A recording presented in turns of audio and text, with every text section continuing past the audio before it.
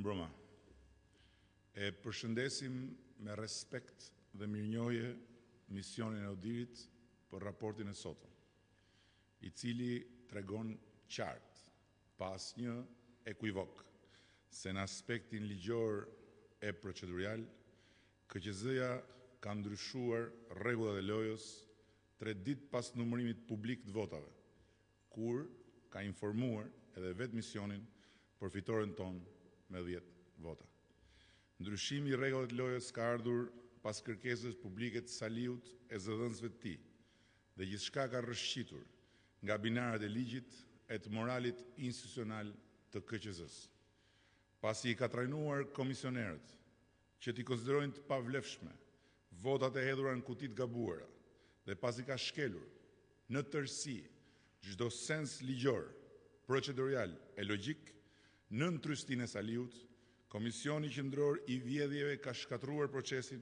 për të nxjerrë humbsin fitues, madje jo thjesht me votat numëruara nga kutitë e gabuara, por edhe me votat hedhura në ato kuti pas mbarimit të garës nga hajdutët e manipulatorët e Saliut. Edhe këtë po e shohin të gjithë dhe ne e kemi të faktuar, hap pas hapi. Kusar, për çdo gjë dhe vazhdimisht, deri në degenerimin e papërmbajtur të institucioneve për pushtet, me çdo kusht e para me çdo mjet. Ndërkohë, falenderoj trojkën e ambasadorëve për angazhimin e vazhdueshëm, orë pas ore, në funksion të vëzhgimit të këtij procesi, që pasi ka habitur shqiptarët, po habit mbar botën duke marrë dhenë në median ndërkombëtare. Nuk ka asnjë gjas që bota demokratike ta gëlltisë këtë gjel të qelbur të kushinës së pushtetit vjedhur, dhe për ditë, me durim, këmbgulje vendosmëri, ne do ta marrim hakun që na takon, fitoren që populli na e dha me votë, e Saliu ta harroj se mund ta marrë e ta gëzoj në tavolinën e kuzhinës së tij. Ku Tirana s'do bëhet asnjëherë pjesë e menus së të babziturve që shqyhen në çdo vakt copa Shqipërie, duke u majmur nga trut e fryrë nga xhepat në kurrizë të njerëzve të zakonshëm, që i paguajnë këtij pushteti çmimin e papërballueshëm të jetesës tyre të vështirë. Do të vazhdojnë pa u ndalur përpjekjet tona në rrugën e ligjit e në rrugën e revoltës qytetare,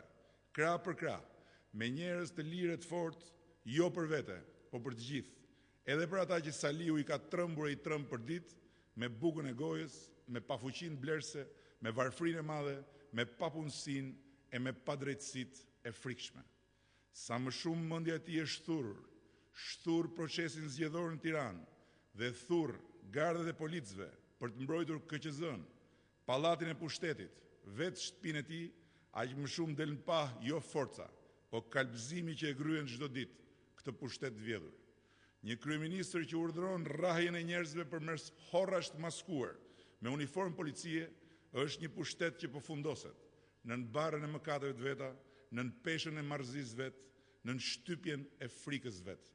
E vetmja shpresë që i ka mbetur Saliut është frika që ka kallur në shpirtrat e njerëzve të zakonshëm, por është një shpresë e kotë, të cilën historia e njerëzimit, po edhe historia e Shqipërisë vogël, mëson se vdes e vërteta, e drejta, e mira, e përfaqësuar nga ata që nuk e falin lirinë, nuk i negociojnë drejtat dhe nuk e shesin dinjitetin. E të tillë sot Shqipëria ka aq shumë sa i duhen, por t'ja dalë mban në këtë betejë që më shumë se kurrë është përballja të shkuarës me të ardhmen, e të vjetrës me të renë, e veseve të pushtetit me virtytet e popullit sovran. Të rezistojmë. Jemi në drejtën e Zotit e të ligjit. Jemi në drejtën tonë si njerëz, si qytetar, si opozitar me këtë regjim kusarie e matrapazllëku. Jemi në drejtën tonë si fitimtar të një gare, ku ata që s'na mundën dot me vota, s'na gjyqëzojnë dot me dhunën e institucionet të kapura e të policisë së keq përdorur. Po e mbyll këtë ditë me policinë, duke u thënë të gjithë policëve të thjeshtë, të gjithë drejtuesve profesionistë, të gjithë atyre që nuk e ngatrojnë ngjyrën e uniformës policit me ngjyrën e oborrit Saliut, se ne nuk kemi asgjë me ta, se protestat tona nuk kanë në shënjesër asnjërin prej tyre, se revolta jonë është edhe për ta. Ndërkohë që Yusni Burgajt, drejtori i përgjithshëm të policisë, I përsëris se po nuk I vuri hekurat banditëve me uniform,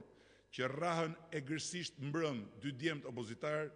më shumë herës sa vonë, ai vetë dhe çdo drejtues tjetër përgjegjës për kthimin e policisë në streh banditësh të tillë do të përgjigjet para ligjit. Ashtu siç do të përgjigjen para ligjit të gjithë ata që kanë vënë e do vënë dorë mbi opozitarët nëpër komisariate ose edhe që thjesht shoqërojnë në polici qytetarët të këtij vendi, të cilët refuzojnë të nënshtrohen pushtetit të dhunshëm të Saliut, duke nderuar veten, familjen, qytetin, Shqipërinë, demokracinë, lirinë dhe drejtat. Faleminderit.